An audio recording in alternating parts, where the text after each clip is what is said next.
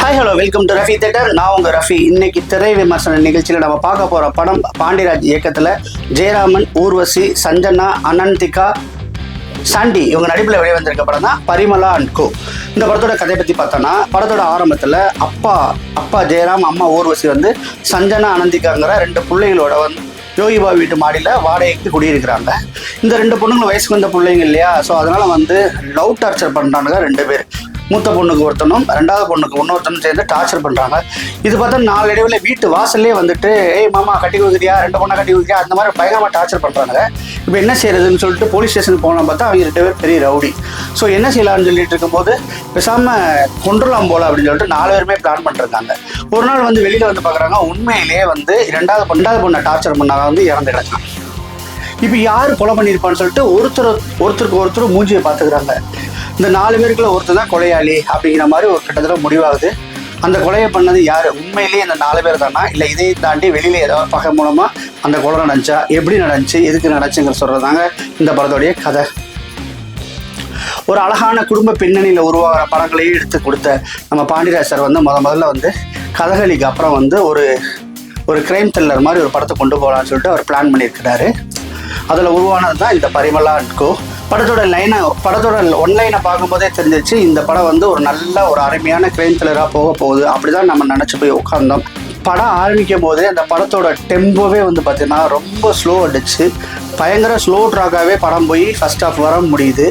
Second half பார்த்தீங்கன்னா அந்த கொலைக்கு ஜஸ்டிஃபை பண்ணுற மாதிரி கொஞ்சம் ட்விஸ்ட் அண்ட் டர்ன்ஸ் பண்ணுற மாதிரி பண்ணி கொண்டு போய் கிளைமேக்ஸில் ஒரு நல்ல மெசேஜோட படம் முடிச்சிருக்காங்க. அது செகண்ட் ஹாஃப். ஃபர்ஸ்ட் ஹாஃப் என்னை பொறுத்தவரை வந்து பயங்கர ஸ்லோ, செகண்ட் ஹாஃப் வந்து ஒரு ஆவரேஜான படம் அப்படி தான் சொல்ல முடியும்.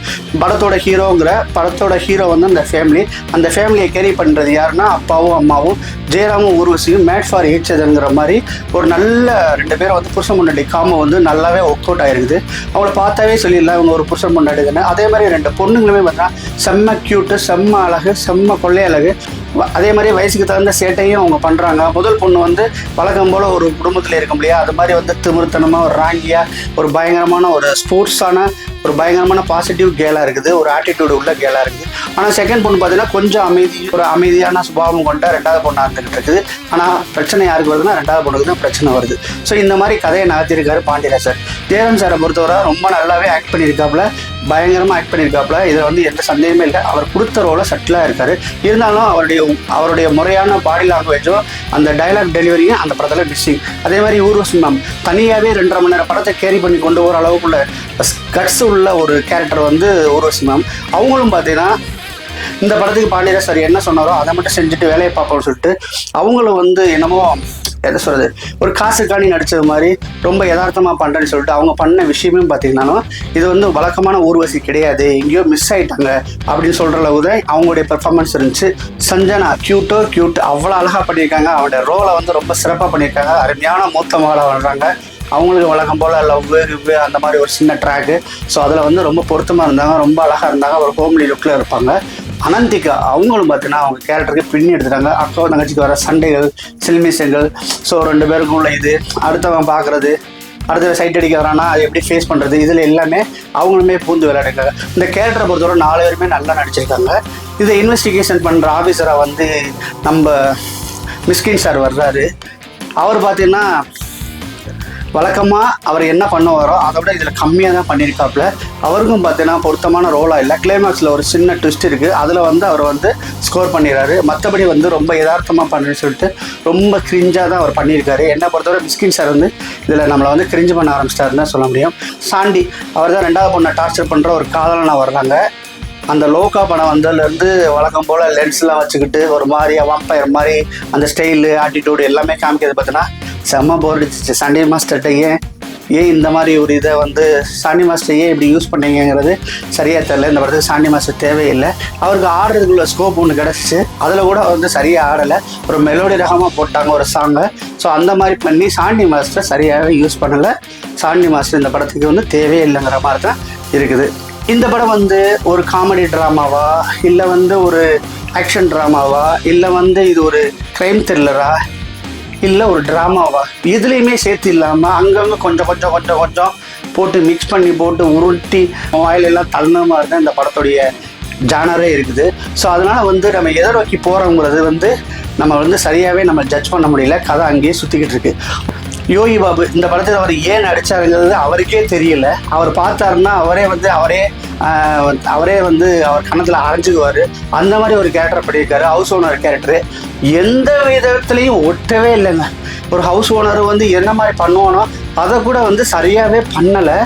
இன்னொன்று என்னன்னு கேட்டீங்கன்னா, இந்த படத்துக்கு வந்து பெரிய மைனஸ் என்ன தெரியுமா? யோகி பாபு, பக்ஸு, சிங்கம்புலி, ஜெயராம், ஊர்வசி இவங்களாம் இருந்துமே சத்தியமாக சொல்கிறேன், காமெடி ஒர்க் அவுட்டே ஆகலை.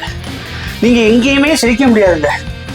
தியேட்டர் மூமெண்ட் ஒன்றுமே இல்லை. கை தட்டுற அளவுக்கு எந்த சீனுமே இல்லை. கை தட்டுற அளவுக்கு ஒரு காமெடியுமே இல்லை. இவ்வளோ வேற வச்சுட்டு இதில் மிஸ்கின் சார் வேறு இருக்காரு. அவ்வளோ வச்சு ஒரு சின்ன ஒரு காமெடியாக பண்ணி அதை மிக்ஸ் பண்ணி கொண்டு போய் வந்துக்கலாம். இல்லையா, அடிக்கிறது ஒரு கொலை நடந்துச்சு, கிரைம் த்ரில்லர் நான் போகிறேன், அடிச்சு தூக்க போகிறேன்னு சொல்லிட்டு தூக்கி கொண்டு போய் நிப்பாட்டவும் முடியல. இல்லை பாபநாசம் மாதிரி அப்பாக்காரர் வந்து குடும்பத்தை காப்பாற்றுறக்காரு ஏதோ பண்ணார், ட்ரிக்கியாக பண்ணார். ஆனால் அவர் ட்ரிக்கியான ஒரு ரோல் பண்ணியிருக்காரு. ஏன்னா ஐஏஎஸ் ஐபிஎஸ்கே வந்து பார்த்தீங்கன்னா ஒரு ட்ரைனிங் கொடுக்குற ஒரு வாத்தியார் மாதிரி தான் அவர் வர்றார் ஜெயராம் சார். ஸோ அந்த மாதிரி டைமில் அவருடைய நுணுக்கங்களை யூஸ் பண்ணியாவது பண்ணாரா அப்படின்னா அதுவுமே இல்லை.